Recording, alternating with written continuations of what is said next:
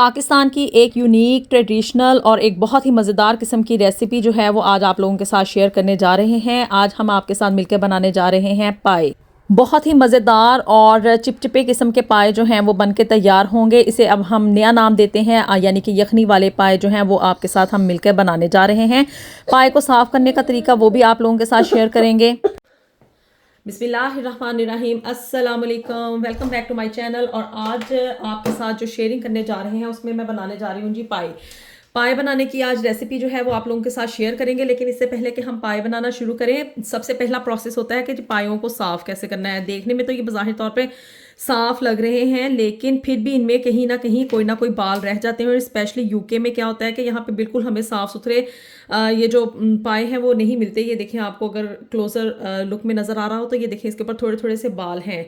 अभी तो ये पकाने के दौरान ये होता है कि ये बाल जो है ना वो मुंह में आना शुरू हो जाते हैं। तो फिर इस वजह से जो है अब ये है प्रोसेस कि वो लोग जो कि पाए खाने के बहुत ज़्यादा शौकीन हैं उनके लिए है कि ये जी पाए अब किस तरह से इनको बिल्कुल साफ़ किया जाए। तो चलें जी शुरू करते हैं कि इनकी पहले सफाई किस तरह करनी है जी। तो ये पायों के ऊपर जो बाल होते हैं ना, इनको बर्न करने के लिए यही सबसे बेस्ट तरीका है कि इसको चूल्हे के ऊपर रख के पहले अच्छे तरीके से इनको बर्न कर लिया जाए। और फिर उसके बाद इनको जो है हम अच्छे तरीके से वॉश करेंगे, ताकि ये जो बाल वगैरह इसके ऊपर रह जाते हैं थोड़े बहुत ये साफ़ होने के बावजूद भी, तो उनको हम बिल्कुल अच्छे तरीके से रिमूव कर सकें।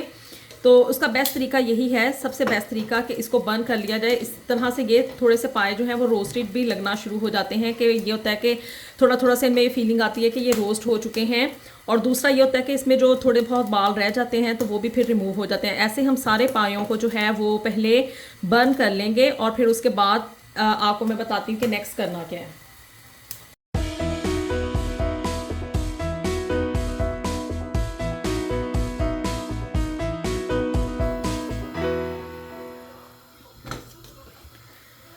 अब ये जो जितने भी मैंने पाए लिए थे ये सारे के सारे मैंने बर्न कर लिए इनको। और जो इसमें बाल वगैरह रह गए थे वो अगर आप लोग देखें तो ये आपको नज़र आएगा कि वो अब बर्न हो चुके हैं। बस अब इसको हमने वॉश करना है तो फिर ये रिमूव हो जाएंगे।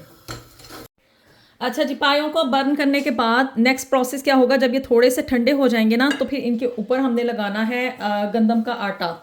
ये वही आटा है जो कि हम लोग घरों में यूज़ करते हैं ना रोटी बनाने के लिए, वही वाला आटा है। इसके ऊपर आपने थोड़ा सा लगा देना है, इतनी अमाउंट में लगाना है कि ये उसके आगे पीछे अच्छे तरीके से इसमें कवर हो जाए।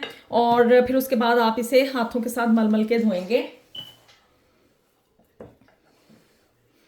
इसको अच्छे तरीके से आपने आटे के साथ कवर कर लेना है। आटे के साथ कवर करने का एक तो मकसद ये है कि ये अच्छे तरीके से हम इन्हें वॉश कर लें, इसके ऊपर जो थोड़े बहुत हेयर वगैरह रह गए हैं वो भी रिमूव हो जाएं। और दूसरा ये होता है कि इसकी जो स्मेल वगैरह होती है वो भी इस आटे गंदम के आटे के साथ धोने की वजह से वो भी ख़त्म हो जाती है। तो अब इसको आटा लगा के आपने 10 से 15 मिनट के लिए रहने देना और फिर उसके बाद हम इसे वॉश कर लेंगे अच्छे तरीके से मल मल के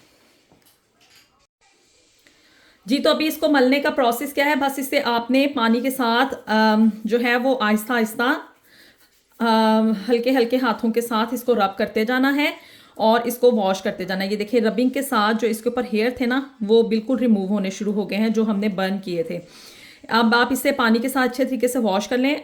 इंशाल्लाह आपके जो पाए हैं वो बड़े ही अच्छे तरीके से साफ़ हो जाएंगे। ये देखें जी, ये रबिंग करने से क्या है कि आटे के साथ वो बाल उतरना शुरू हो गए हैं। ये आपको नज़र आ रहा होगा कि आटे के साथ ये बाल जो है ना वो उतरना शुरू हो गए हैं हल्के हाथों से। इसलिए कि अगर आप बहुत ज़्यादा ज़ोर के साथ इसको रगड़ेंगे ना तो फिर क्या होगा कि ये जो स्किन है पायों की वो भी उतरना शुरू हो जाएगी। अब अगर सारा कुछ ही आप उतार देंगे तो फिर खाने में किस चीज़ का टेस्ट आएगा। और दूसरा ये देखें जी, इसके दरमियान में मैंने कट्स लगवाए हुए हैं, आप भी इसी तरह से कट्स लगवा लें ताकि इसका जो रोगन वगैरह है वो अच्छे तरीके से निकल के मसाले में या जो शोरबा वगैरह होता है पायों का उसमें एंटर हो जाए। तो इस चीज़ का आपने ख़ास ख्याल रखना है। ये देखें जी, बस ये इसको रब करने से ना ये देखें ये सारे इसके ऊपर जो हेयर है ना वो बर्न हुए हुए वो उतरना शुरू हो गए हैं। बस यही इसका प्रोसेस है। अब पानी के साथ मैं वॉश करके आपको दिखाती हूँ। अच्छा जी, अब इसे वॉश करने के बाद आप देखें हमारे पाए जो हैं वो बड़े ही अच्छे तरीके से धुल के साफ़ हुए हैं, कहीं पे भी कोई बाल नहीं है इसमें। सिर्फ ये जो थोड़ा थोड़ा सा रोस्टिंग का आ रहा है ना, ये जो हमने बर्न किया था तो उसकी वजह से अच्छी अपीयरेंस आ रही है। इसके ऊपर ऐसे लगेगा कि जैसे रोस्टेड करके आपने पाए, ये जो पाए कहना ज़रा मुश्किल हो रहा है तो चले खरोड़े कह लेते हैं। खरोड़े जो है बड़े अच्छे तरीके से धुल के साफ़ हो चुके हैं। अब चूंकि ये साफ़ हो चुके हैं, अब इसका नेक्स्ट प्रोसेस क्या होगा, यहाँ पे जो है ना वो मैंने एक प्रेशर कुकर के अंदर पानी ले लिया है और अब इस पानी के अंदर हम ये खरोड़े जो हैं इनको डाल लेंगे। ये पाए इसमें ट्रांसफ़र कर देंगे। यहाँ पे मैं 6 पाए जो हैं उनको बनाने जा रही हूँ, उसकी रेसिपी मैं आपके साथ शेयर कर रही हूँ जी। तो यहाँ पे जो है वो मैंने लहसुन ले लिया है, तकरीबन हाफ जो लहसुन का जवा है ना वो ले लिया है और साथ में एक मीडियम साइज़ का जो प्याज है वो भी हाफ अमाउंट में मैं इसमें ऐड कर रही हूँ। साथ में इसमें जाएगा जी तकरीबन आधा स्पून जो है ना, टेबल स्पून, वो नमक का जाएगा और थोड़ी सी हल्दी हम इसमें ऐड करेंगे। ये सब कुछ डालने के बाद इसके अंदर जो है अब मैं एक तेज़पात का पत्ता डाल रही हूँ, साथ में दार चीनी का एक मीडियम साइज़ का टुकड़ा है, बड़ी इलायची इसमें जा रही है, साथ में कुछ सौंफ के सीड्स जा रहे हैं यानी कि फैनल सीड्स, और सब्ज़ जो इलायची होती है ना, छोटी इलायची, वो इसमें डाल रही हूँ। छोटी इलायची और बड़ी इलायची दोनों इसमें इस्तेमाल हुई हैं। ये सब कुछ डालने के बाद इसको क्या है कि अब हमने बंद कर देना है। इसको प्रेशर कुकर लगा देंगे हम, जब विस्लिंग स्टार्ट होगी ना तो फिर उसके बाद इसको 20 मिनट के लिए आपने जो है वो इनको गलने देना है इन पायों को, और 20 मिनट के अंदर अंदर आप देखेंगे कि इंशाल्लाह आपके पाए जो हैं वो बिल्कुल गल के तैयार हो जाएंगे। इस रेसिपी को फॉलो करते हुए आप लोग ना पाए बनाएं तो यकीनन आप लोग देखेंगे कि इंशाल्लाह आपके पाए जो हैं वो बड़े ही मज़ेदार, गले हुए, अंदर तक गले हुए, साफ़ सुथरे और बहुत ही अच्छे बनते हैं। और इनका रोगन भी बहुत अच्छे तरीके से निकल के बाहर आता है और बहुत कम वक्त में ये तैयार हो जाते हैं। चूँकि हम ये सब कुछ जो है वो प्रेशर कुकर में कर रहे हैं, ये नहीं कि पाए बना रहे हैं तो सुबह से ही हम स्टार्ट हो जाएँ और फिर रात गए तक जो है हम पाए ही बनाते रहें। बहुत कम वक्त में आप लोगों के साथ ये बहुत ही अच्छी रेसिपी जो है वो बन के तैयार हो जाएगी। अब जो है वो इसको मैं बंद कर देती हूँ प्रेशर कुकर को, और इसकी विसलिंग के बाद जो है इसको एग्जैक्ट आपने 20 मिनट्स के लिए जो है वो विसल होने देना है। अच्छा जी, तो अब जितनी देर में हमारे पाए जो हैं वो गल रहे हैं, हम लोग इसका मसाला जो है उसको रेडी कर लेते हैं। यहाँ पे मैंने जो है वो एक मीडियम साइज़ का प्याज लेके इसे बारीक बारीक सा कट कर लिया है। हाफ जो है वो मैंने इसमें टमाटर लिया है और साथ में इसमें एक जो है वो लहसुन का जवा लिया है। ये वाला जो जवा है ना, इसको मैंने छील लिया है और साथ में 3 अदद हरी मिर्चें ली हैं। इसको हम बारीक मोटा मोटा सा या बारीक बारीक सा आप चॉप कर लेंगे। अब आप इन सारी चीज़ों को जो है ना इसको आपने गला लेना है और ये हरी मिर्चें आपने चॉप करके इसमें डालनी है ना। अभी मैं आपको दिखाती हूँ। आप चाहें तो ये प्रोसेस जो है ना वो प्रेशर कुकर में भी कर सकते हैं और चाहें तो इसे हांडी में वैसे ही गला लें हल्की आग के ऊपर। ये सारा कुछ जो है ना, प्याज, टमाटर और लहसुन, वो मैंने इसमें डाल दिए हैं और अब हरी मिर्चें जो हैं वो मैं चॉप करके इसमें डालूंगी जी। तो ये इसमें प्याज, लहसुन और टमाटर और साथ में हरी मिर्चें जो है ना वो मैंने चॉप करके डाल दी हैं। अब इसको बस हमने गलाना है, कोई इसमें नमक, मिर्च, हल्दी वगैरह कुछ भी मैंने अभी ऐड नहीं किया। ये सब कुछ हम इसमें भूनते हुए ऐड करेंगे अभी सब। बस इसका मसाला जो है ना, यानी कि इन सब चीज़ों को गला के यकजा करना है जी। तो ये आफ्टर 20 मिनट्स जो हैं हमारे पाए ये बिल्कुल गल चुके हैं और अल्हम्दुलिल्लाह आप देखें जी बहुत ही अच्छे तरीके से गले हैं। और इसकी ये जो यखनी बनी है वो भी फुल ऑफ फ्लेवर है, यानी कि बहुत ही गाढ़ी किस्म की यखनी बनी है। अब क्या करना है कि इन पायों को जो है इस यखनी में से हमने सेपरेट कर लेना है और जो इसमें खड़े मसाला डाले थे ना वो सारे के सारे हमने रिमूव कर लेने हैं। और जी ये यहाँ पे हमारा जो मसाला हमने तैयार किया था वो भी गल चुका है अल्हम्दुलिल्लाह। अब क्या करना है, सबसे पहले जो है इसके टमाटर के छिलकों को हमने रिमूव कर लेना है। ये छिलके हमें नहीं चाहिए, इसको बस आसानी के साथ ये रिमूव हो जाएंगे। अब ये हो गए हैं रिमूव। तो अब इसको क्या करना है, इस मिक्सचर को आपने या तो किसी मैशर की मदद से इसको मैश कर लेना है या फिर हैंड मिक्सर की मदद से इसको ब्लेंड कर लें। बिल्कुल हमें एक स्मूथ सा इसका एक पेस्ट चाहिए। इसको हमें खड़ी फॉर्म में नहीं चाहिए। थोड़ा थोड़ा सा इसमें पानी है, ये देखिए जी ये पानी है। अब इसमें ये ब्लेंडर की मदद से अच्छी तरह से मिक्स हो जाएंगे।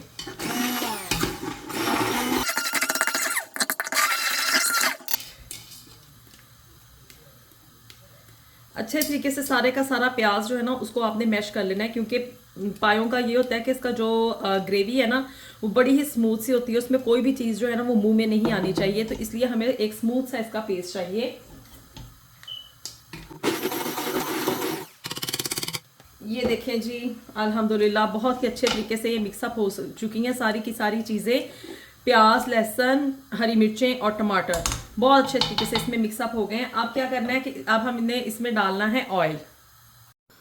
ओके, अब ये हमने जो लहसुन, प्याज और टमाटर, हरी मिर्चों का पेस्ट बना लिया है, इसको हमने भूनना है और इसमें हमने डालने हैं मसाला जात। यहाँ पे इसमें मैं ऑयल डालने जा रही हूँ। बिस्मिल्लाहिर्रहमानिर्रहीम। इसमें हम ऑयल डाल के इसको अच्छे तरीके से भून लेंगे और साथ में इसमें हमने नमक मिर्चें वगैरह ऐड कर देनी है। यहाँ पे जो है अब इसके अंदर हमने डालनी है सुर्ख मिर्चें, नमक और बाकी के मसाला जात। अच्छा, यहाँ पे मैं आपको एक बात बताती चलूँ कि जो पाए होते हैं ना, इनका मसाला या इनका जो शोरबा वगैरह होता है, इसकी ग्रेवी, वो इतनी ज़्यादा स्पाइसी नहीं रखते, यानी कि मिर्चें इतनी ज़्यादा नहीं होनी चाहिए लेकिन नमक बराबर रहना चाहिए। तो इस वजह से इतनी ज़्यादा मैंने इसमें ना तो हरी मिर्चें इस्तेमाल की हैं और ना ही सूरख मिर्चें मैंने इतनी ज़्यादा अमाउंट में डाली हैं। हल्दी हमने चूँकि पहले इस्तेमाल कर ली थी यखनी बनाते हुए, तो अब यहाँ पे मैं सिर्फ हल्की सी हल्दी इसमें डाल रही हूँ और नमक जो है वो आप लोग हस्बे ज़ायका इसमें डालेंगे। बिस्मिल्लाहिर्रहमानिर्रहीम। नमक तो आप लोग बाद में भी इसको चेक करके फिर से ऐड भी कर सकते हैं। यहाँ पे जो है वो हाफ टेबल स्पून या 1 टीस्पून के करीब इसमें ज़ीरा पाउडर जा रहा है, जिसे कि क्यूमिन पाउडर भी कहते हैं। और साथ ही जो है वो मैं जो सूखा धनिया का पाउडर होता है ना, वो भी इसमें हाफ टेबल स्पून के करीब वो इसमें डाल रही हूँ। और जो सूखे धनिया का पाउडर यानी कि कोरिएंडर पाउडर जो होता है वो वाला। आंच जो है वो मैंने फुल तरीके से इसको तेज़ कर लिया क्योंकि हमने हर चीज़ को भूनना है अच्छे तरीके से। ये मसाले इसमें डालने के बाद अब जो पाए हमने गलाए हुए हैं ना, वो इसमें हम डाल देंगे। जी, तो ये मसाला हमारा यहाँ पे भुना जा रहा है। तो अब इसमें हम जो पाए हमने गला लिए हैं बड़े ही अच्छे तरीके से माशाल्लाह, वो अब हम इसके अंदर 1 बाय 1 करके डाल लेंगे। बिस्मिल्लाहिर्रहमानिर्रहीम। और ये जो खड़े मसाला जाते हैं ना, ये आपने नहीं डालने, जिसमें कि ये तेज़पात का पत्ता और ये दालचीनी वगैरह, हरी सब्ज़ इलायची जो थी और बड़ी इलायची, ये कुछ भी इसमें नहीं मैंने डाला। बिल्कुल एक स्मूथ सा इसका हमने ग्रेवी लेनी है। ये देखेंगे सारे के सारे मसाले इसके ऊपर रह गए, इसको हम वेस्ट कर देंगे। यहाँ पे जो है आप इन पायों को इस मसाले में अच्छे तरीके से आपने भूनना है। ये देखें, ये रह गया था, ये भी मैं निकाल रही हूँ। अभी इसी वक्त इसको भूनते हुए इसमें थोड़ा सा हमने जो है ना वो 1 टेबल स्पून के करीब दही भी ऐड कर देना है। और दही ये भूनने के वक्त ही इसमें डालेंगे। इसके बाद भूनने के बाद जो है ना, हम इसमें कोई भी चीज़ मज़ीद एंटर नहीं करेंगे। तो इसलिए आपने इस बात का ख्याल रखना है कि जितने भी मसाले वगैरह ना जो भी आपने डालना है वो इसमें आप भूनते वक्त ही डाल लें। यहाँ पे अब 5 से 10 मिनट हम तकरीबन इन पायों को भूनेंगे। अच्छे तरीके से इनको भूनना है ताकि इनका कच्चापन या जो भी मसालों की खुशबू वगैरह है वो इसमें अच्छे तरीके से रच बस जाए। और फिर उसके बाद जो है इसमें हम जो हमने यखनी बनाई थी, जो इसकी पायों को गलाते वक्त, वो हम इसमें डाल देंगे।